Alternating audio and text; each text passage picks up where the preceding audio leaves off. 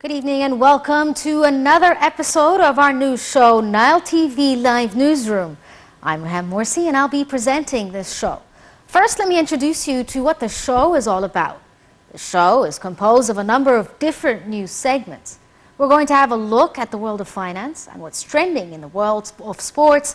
Not only that, but we also are going to have a look at the latest tech news and highlight the importance of art and cultural events.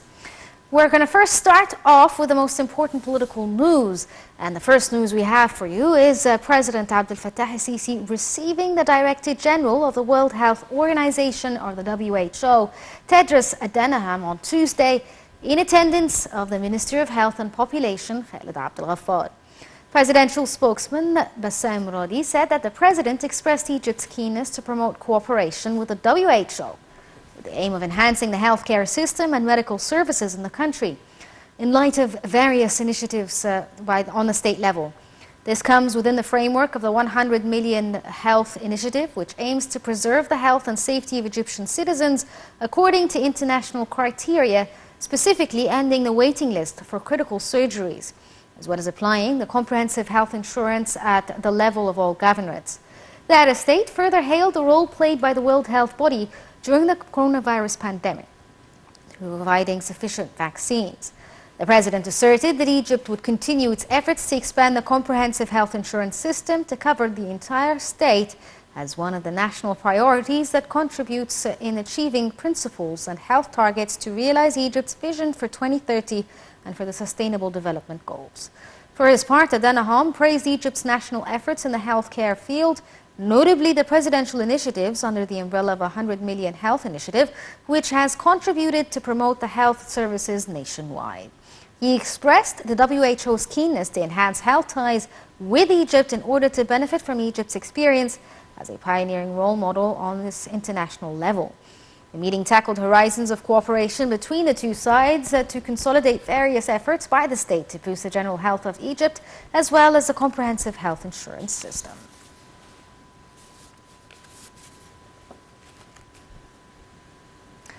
And over in Europe, President Volodymyr Zelensky will ask leaders of the G7 group of nations to urgently supply Ukraine with air defense weapons on Tuesday after Russia rained down cruise missiles on cities across the country. New missile strikes killed at least one person in the southern eastern town of Zaporozhye and left part of the western city of Lviv without power, after Ukraine woke up to the wailing of air raid sirens for a second day. Other parts of the country remained blacked out after the cruise missile attack on Monday, which officials said killed 19 people in the biggest air raid since the start of the war.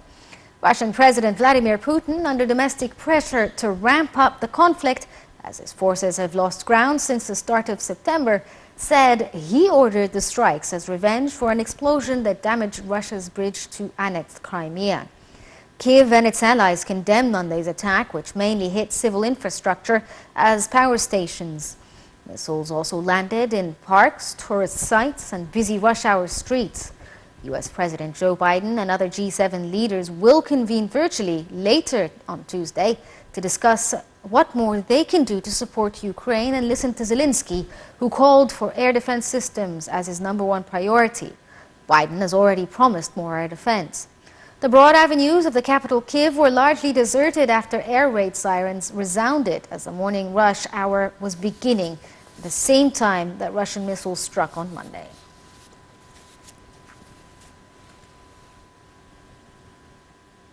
Moving on to business and financial news with one of the most interesting and important items of news, where the Biden administration published a sweeping set of export controls on Friday, including a measure to cut China off from certain semiconductor chips made anywhere in the world with U.S. equipment, vastly expanding its reach in its bid to slow Beijing's technological and military advances.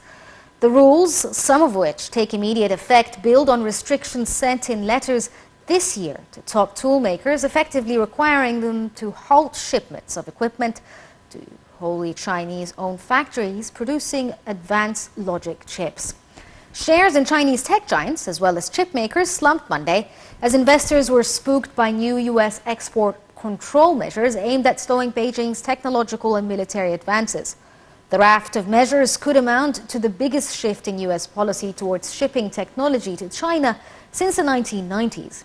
If effective, they could hobble China's chip manufacturing industry by forcing American and foreign companies that use U.S. technology to cut off for some of China's leading factories and chip designers. Experts said the new rules will have a broad impact, slowing China's efforts to develop its own chip industry and advance commercial and state research involving military weapons, artificial intelligence, data centers, and many other areas that are powered by supercomputers and high-end chips. And the UK has opened a new licensing round for companies to explore oil and gas in the North Sea as it looks for ways to bolster energy security amid a global supply crunch. Nearly 900 locations are being offered for exploration, with as many as 100 licenses set out to be awarded.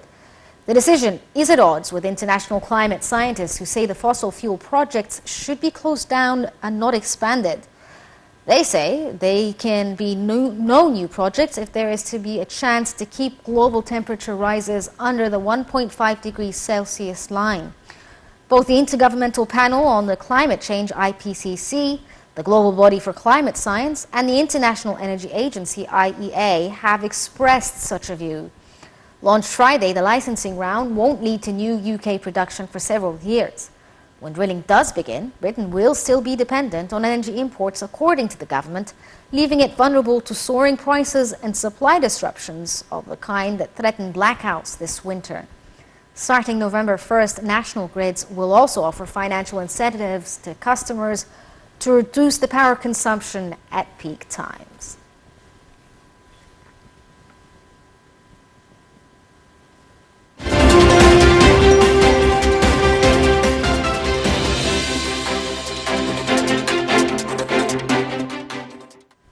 And joining us over the phone to discuss the drilling prospects in the UK further is Dr. Ibrahim Hilal, Professor of Engineering at Ain Shams University. Good evening to you, sir. Good evening. Thank you for joining us on this show. You're welcome. Could you tell us what do new licenses for oil and gas exploration actually mean for the UK currently?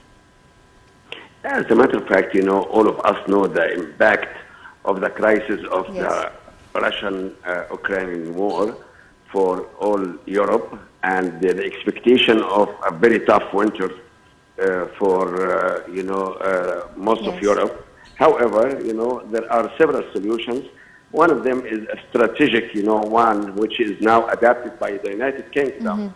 But of course, to pass the winter, there are other maybe softer solutions that can be carried out, like energy saving and the cut about 15% of which is planned now to cut the energy consumption for 15% for most of Europe.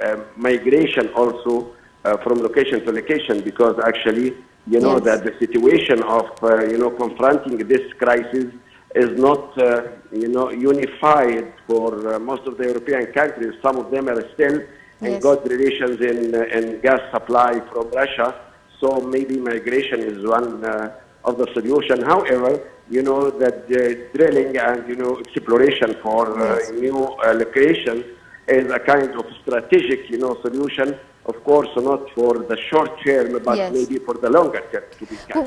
Which brings me to the next idea, sir. I mean, right now the current crisis is a month or two away at the most, which is the winter season, obviously, and this is when they expect blackouts within the UK itself.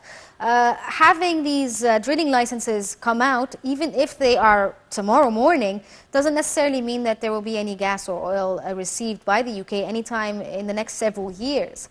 Why was this even an option for the UK government then? As a matter of fact, as I said, it's a kind of strategic, solution, not a short-term solution. Like, for example, looking for maybe renewable energy, for wind energy, for solar energy. These kind of solutions are basically not a short-term one and a strategic one. However, to pass the crisis in winter, many solutions has to be explored and put on the table for discussion. And one of them, of course, basically is the energy cut or energy saving, policies that can be adapted by the population. And I think they started to do that right now, and they are maybe imposing some policies to cut for about 15 to 20% of the energy for the forthcoming winter. Yeah, but the licensing itself for the drilling options in the UK, they go in contrast to pledges made by a number of countries to combat climate change. Do you believe that despite this, that these deals will go through, even though this is the big topic of the hour, climate change and going green? Yeah, it's a kind of, as I told you, it will have some impact for the climate, changes and so. But I have no knowledge and information about, the possibility of having, oil and gas in these areas. But of course, they have, done this based on some studies they have carried out, and they have some expectations somehow that encourages the policy to go forward. Yeah, sir, in your opinion, how long do you think fossil fuels could continue on in the future? I mean, everyone is trying to head towards zero carbon emissions. Do you think, for instance, in the next decade, the next 50 years, we might see an end to fossil fuels, or is this something far away from the future? Look, for example, in Egypt, we have, we have gone through a similar situation in 2012, 2012. If you remember, we had to go for some, load shedding and partial cuts in several locations. However, the government of Egypt has realized the situation of this kind of crisis and put this on the priority of the agenda to solve. At the time being, you can find in Egypt, for example, a surplus of power more than maybe 30 or 40% of our consumption. So it depends on the policies to be adapted to look for a solution for that. But in general, it's not a short-term solution. It's basically long-term, and it can be over from 5 to 10 years at least, in order to find a sustainable solution that can survive. Sir, like you were saying, sometimes we have a surplus of energy, including natural resources like gas and so forth. Are there possibilities of exporting fuel or gas or oil or whatever it is from Egypt to the UK? Is this something that is possible in the future? It's not only exporting the oil and gas. You can even export the electricity itself, because actually we have some kind of tie lines, with Jordan. We have tie lines now. It's being carried out with Saudi Arabia. So the power system in general is one of the biggest systems worldwide you can find. So you can be connected maybe from Cape Town to Cairo with a same network, and you can export, the electricity to right away to Europe. Yes, okay, Dr. Ibrahim Hilala, Professor of Engineering at Ain Shams University, thank you for enlightening us on the possible gas explorations in the UK. We're going to take a short break and get on with the rest of the episode.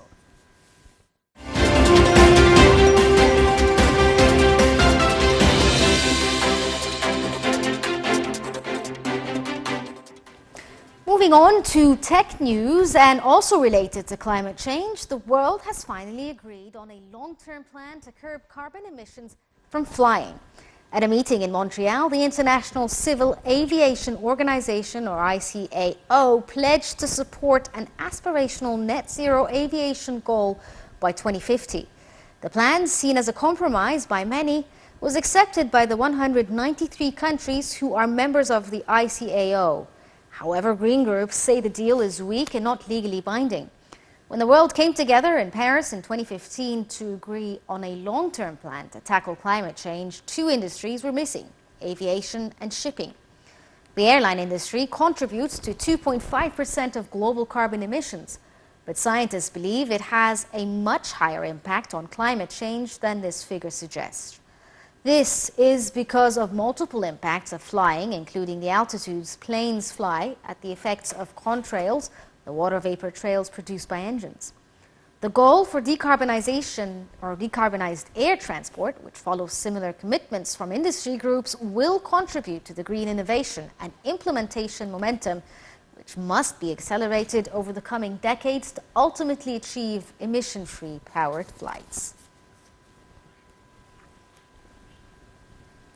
And in the world of cryptocurrency, Binance, the world's largest cryptocurrency exchange, may have lost $1 billion after a hack of its network. The company temporarily suspended transactions and the transfer of funds after detecting an exploit between two blockchains, a method of digital theft that has been used recently in at least one other major hack. Binance originally said that $100 million to $110 million in funds were taken. Since then, CNBC has reported that cryptocurrency has lost $570 million. Binance CEO Changpeng Zhao said in a tweet that tokens were stolen from a blockchain bridge used in the BNB chain, known until February as Binance Smart Chain. Blockchain bridges are tools used to transfer cryptocurrencies between different applications. Criminals have increasingly targeted them, with some $2 billion stolen in 13 different hacks, mostly this year, according to researcher Chain Analysis. BNB Chain supports a BNB, formerly known as Binance Coin, which is the world's fifth largest token with a market value of over $45 billion.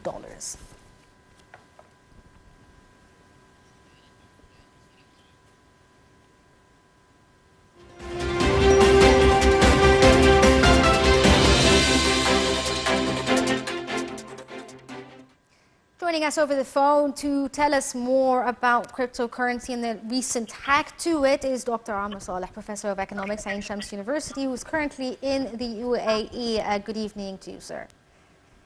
Good evening. Thank very you. pleased to hear your advice. Thank you for joining us.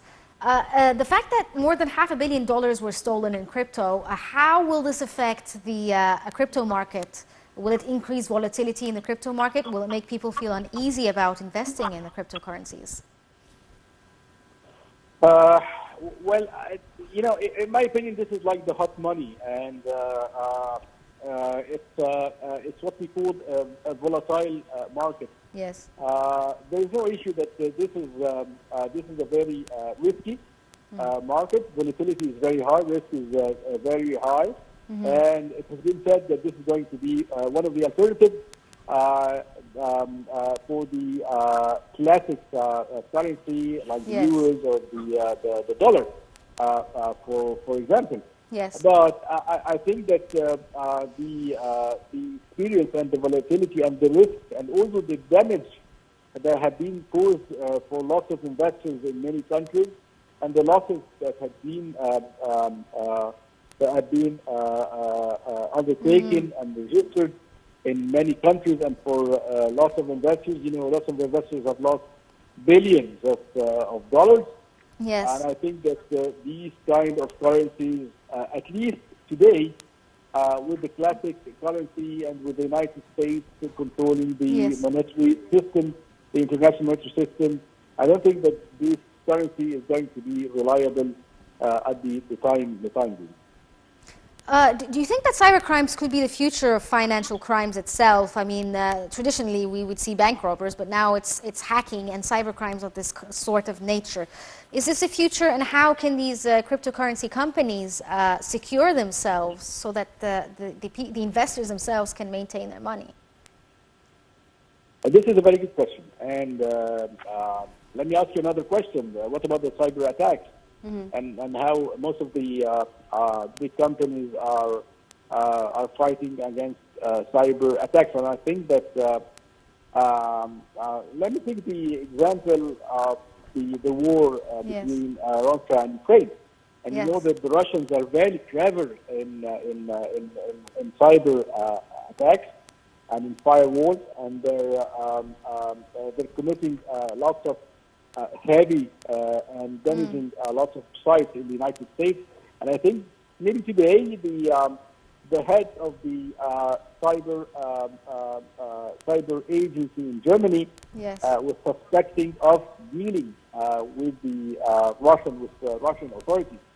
So I think this answers your question. The fact is that in this virtual world, I don't think that at least now we don't have any insurance or assurance that things are 100% safe, especially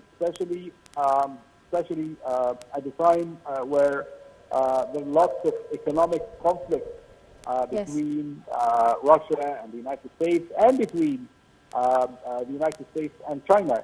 Maybe you've heard, and we've all heard about the Huawei case, and how the lady, the CEO of Huawei, was arrested in Canada, and the U.S. wanted the same to be deported to the United States because the China is trying to control the G5 market around the world.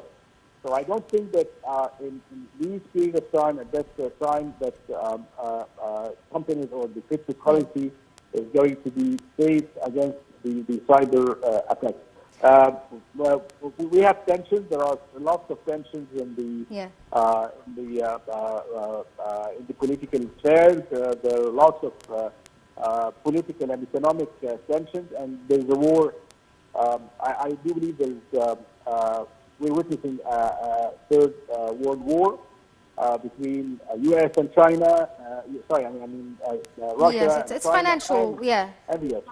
So I don't think that this period of time, cyber companies or cryptocurrencies are really safe or going to be safe. Yes, but sir, like we see with traditional banks, for instance, if someone comes in and robs a bank, these banks have insurance companies behind them, where they compensate the money through insurance companies. Is this also true for cryptocurrencies? Yes, this is really true, but it's a monetary cycle, and it remains a virtual cycle.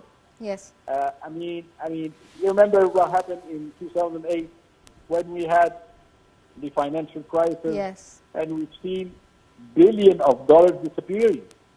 So it doesn't mean that there are insurance companies that are defending or protecting the people's funds and the household. It doesn't mean that this is a guarantee.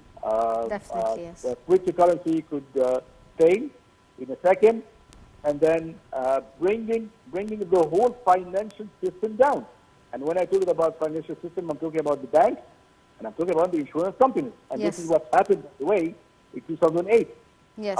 So for the time being, yes, lots of people are interested in I'm going to say gambling and investing in cryptocurrency.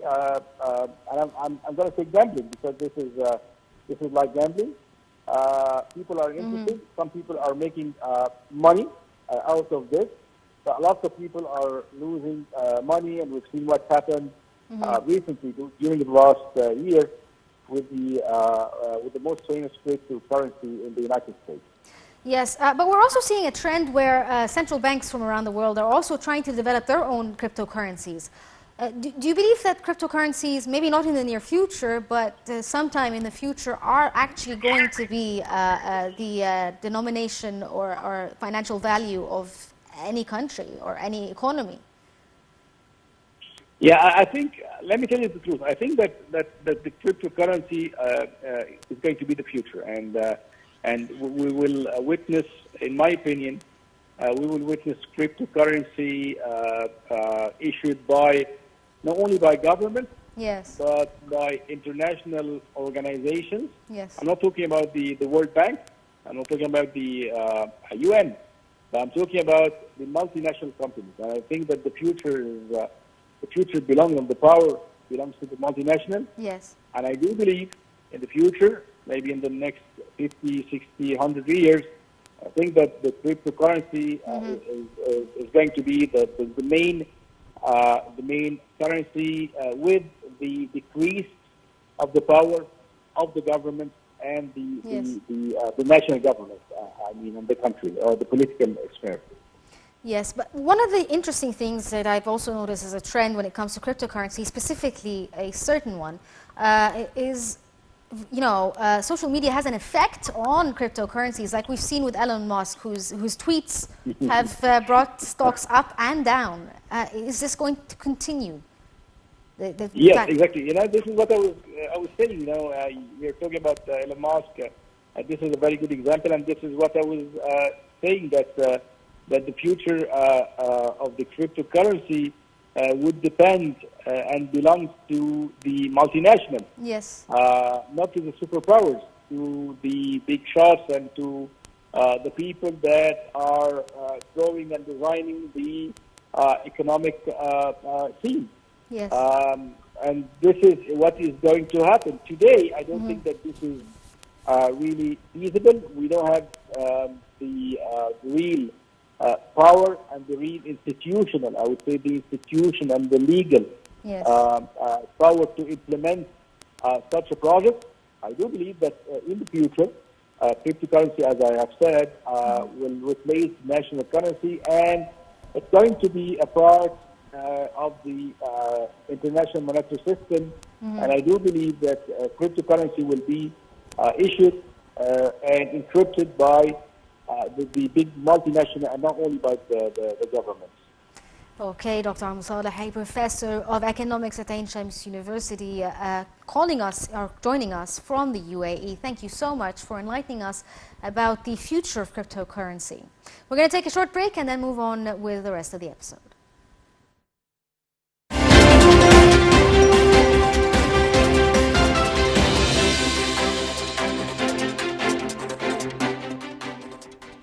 Nobel Prize in Chemistry has gone to 3 scientists for their work on linking molecules together, known as click chemistry. Carolyn Barotzi, Morten Meldal, and Barry Sharpless's work allows molecules to link together just like Lego pieces. It is used in developing cancer treatments and directly targeting tumor cells. The work transformed how chemistry can be done, making it simpler and more effective. In winning the award on Wednesday, Dr. Sharpless became only the 5th person to win 2 Nobels, having received the prize in chemistry in 2001 for his work in chirally catalyzed oxidization reactions. The other 2-time winners are Marie Curie, John Barden, Linus Pauling, Frederick Sanger, and Dr. Barroso also became the 8th woman to be awarded the chemistry prize. The latest since Emmanuelle Charpentier and Jennifer Doudna in 2020.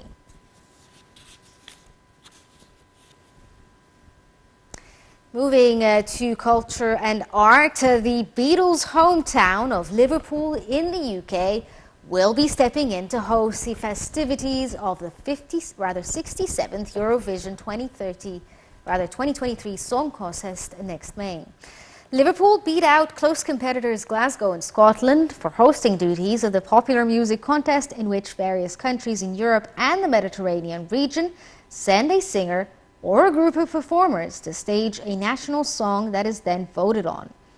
While Eurovision is usually hosted in a city of the prior year's winning country, this year's victor, Ukraine, cannot host the upcoming show due to the ongoing conflict with Russia. Ukraine won the 2022 Eurovision Song Contest this past May amid a flood of goodwill extended towards the country in light of the war. The BBC, together with EBU, will organize the event next year in consultation with Ukraine's public broadcaster. Liverpool was chosen following a strong bid process that examined facilities at the venue, the ability to accommodate thousands of visiting delegations, crew, fans, and journalists.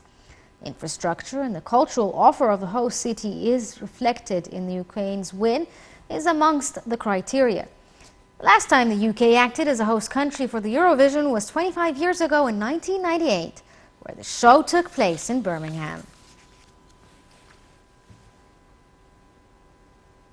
And back home, celebrating one of the world's most exciting discoveries, the Ministry of Tourism and Antiquities launched a social media campaign on October 6th, entitled 100 Years Tutankhamun Wonderful Things. On its platform, the campaign is aimed at celebrating the funerary equipment retrieved from King Tutankhamun's tomb by highlighting 30 masterpieces. The young king, is popularly known as King Tut, was discovered by Howard Carter. The ministry intends to raise awareness and educate the public on the importance of the discovery, which took place November 4th by British archaeologist Howard Carter in 1922. These artifacts were moved from King Tut's tomb in the Valley of the Kings to the Egyptian Museum located in Tahrir Square, Cairo, and they are now being moved to their new home at the Grand Egyptian Museum, better known as GEM, where the whole collection will be on display together for the very first time. The end of the campaign will also be marked by the 3-day Transcending Eternity, the Centennial Tutankhamun Conference, organized by the American Research Center in Egypt in partnership with the Ministry of Tourism and Antiquities in Luxor.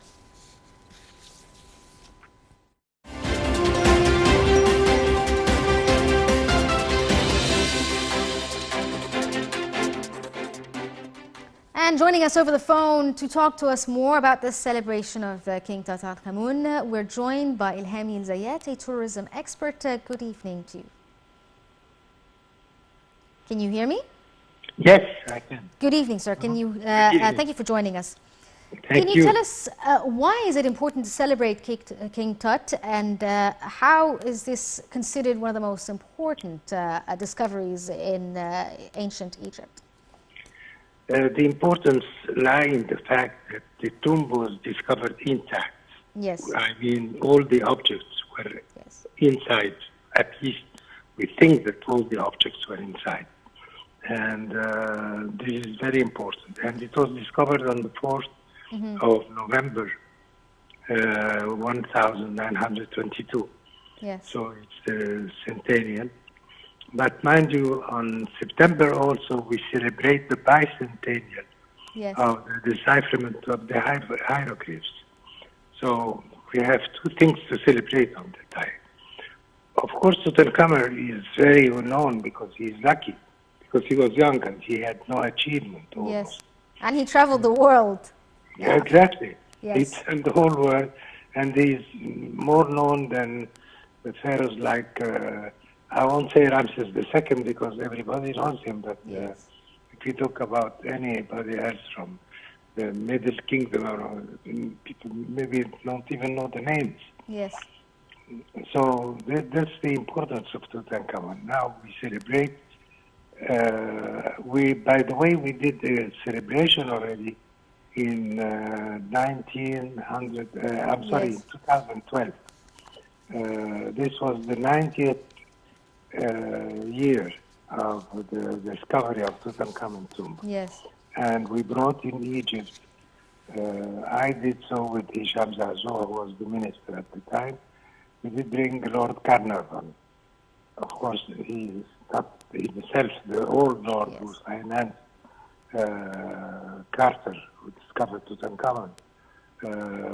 He was his grandson. Lord Carnarvon was his grandfather. That's correct, yes. And I guess also part of the fascination with King Tutankhamun was the pharaoh's curse as well, I suppose. Do you think that this also will play a factor in how we celebrate the young king and how we advertise the history of the pharaohs? Yes, because it's easy when a client, a potential client, knows something already, even if he knows very little about pharaonic time. Yes. But the fact that he knows and you just remind him, it's better than teaching him from scratch.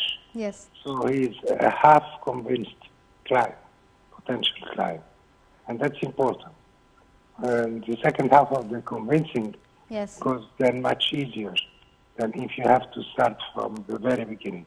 Yes. And if I tell today someone who doesn't know a lot about Egyptian history, come and visit the pyramids of Baidoum or come and visit the Red Pyramids, he won't be interested. But if you tell him the pyramids, it's completely different. Yes. So, yeah. My final question, sir, because we're running out of time. There are rumors as well that have been coming up recently that there is a possibility that the discovery of Queen Nefertiti's tomb may be on the verge of being, uncovered or excavated. Is this something that may be true? I'll tell you one thing.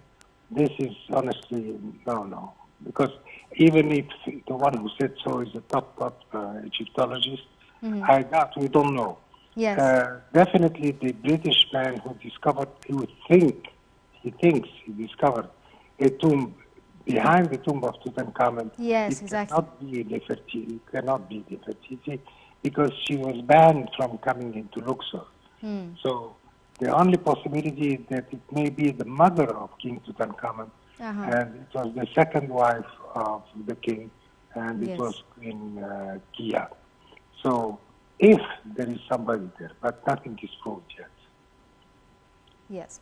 Well, unfortunately, we're out of time, sir, but thank you so much for telling us about the importance of King Tutankhamun in Egyptian history.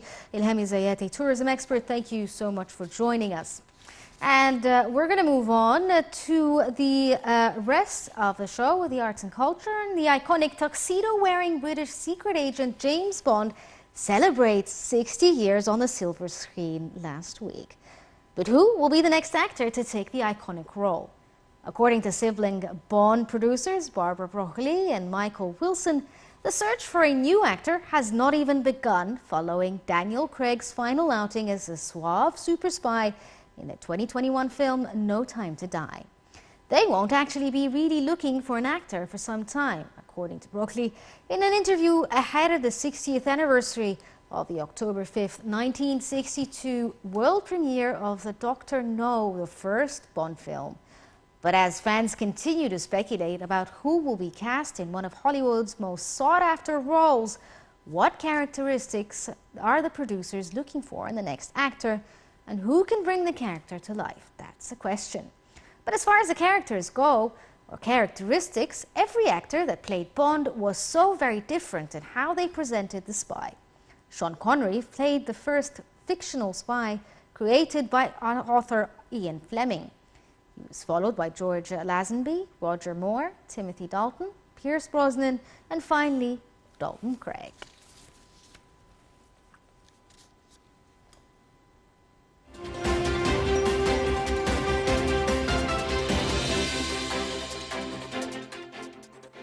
The final segment of this show, we're going to take a look at the world of sports, where a 6-month exhibition in Doha, Qatar, has opened its doors to football fans and enthusiasts, giving them a journey through the history of football and the World Cup tournament. Dubbed the World Exhibition of Football, the venue showcases a wide range of unique items like shirts worn by legendary footballers, including Diego Maradona and Pelé, as well as the football used during the group stages of the first World Cup held in Uruguay in 1930. Museum guide Ahmed Al-Molla has said that football fans will love the collection, describing it as a unique exhibition. When they come and visit the museum or the exhibition, they will be surprised with the objects that they got and the information that they managed to receive. The exhibition is held at a 321 Qatar Olympic and Sports Museum in Doha and will be running until April 2023.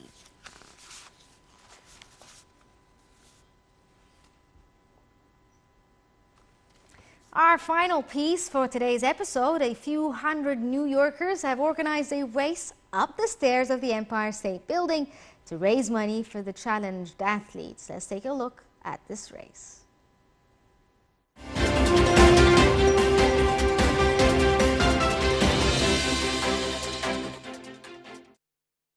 While some New Yorkers are taking pains to avoid returning to the office, others are racing to the top of the Empire State Building. The iconic New York landmark played host Thursday evening to the 44th annual Empire State Building run-up. Starting at the bottom floor lobby, the contest featured runners racing up 86 floors, ascending 1,050 vertical feet, which is about 320 meters, before finishing on the 86th floor observatory. The men saw a repeat champion and Malaysian tower runner So Wai Ching while Cindy Harris of Indianapolis was a repeat winner for the women's race. The race featured 374 runners. One of the co-organizers and official charity partner of the run-up is the Challenge Athletes Foundation, CAF, which raises funds in support of people with physical challenges and their access to sports. The winner of the designated heat for challenge athletes and the CAF was Anthony Smith, a Iraq War veteran with an arm amputation, whose time was 56 minutes and 5 seconds. The race has been organized annually since 1978 and covers a distance of 320 meters. The record of 9 minutes and 33 seconds has been achieved by the Australian professional cyclist Paul Craig in 2003. Andrea Mayer of Austria attained the women's record of 11 minutes and 23 seconds in 2006. The Empire State Building, the world's most famous building, owned by Empire State Realty Trust, soars 1,454 feet above Midtown Manhattan from base to antenna. Since 2011, the building has been fully powered by renewable wind electricity, and its many floors primarily house a diverse array of office tenants, including major e-commerce sites.